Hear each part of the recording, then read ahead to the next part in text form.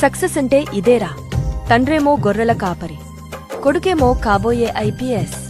రీసెంట్గా వచ్చిన యూపీఎస్సీ 2024 పరీక్షల తుది ఫలితాల్లో మహారాష్ట్రలోని అమగే గ్రామానికి చెందిన బీరప్ప సిద్ధప్ప డోని అనే గొర్రెల కాపరి కుమారుడు 551వ ర్యాంకు సాధించి అందరినీ అబ్బురపరిచాడు.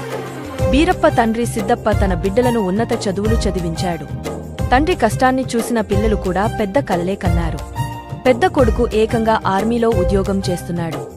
బీటెక్ పూర్తి చేసిన బీరప్ప ఐపీఎస్ కావాలనే కలతో సివిల్స్ వైపు అడుగులు వేశాడు.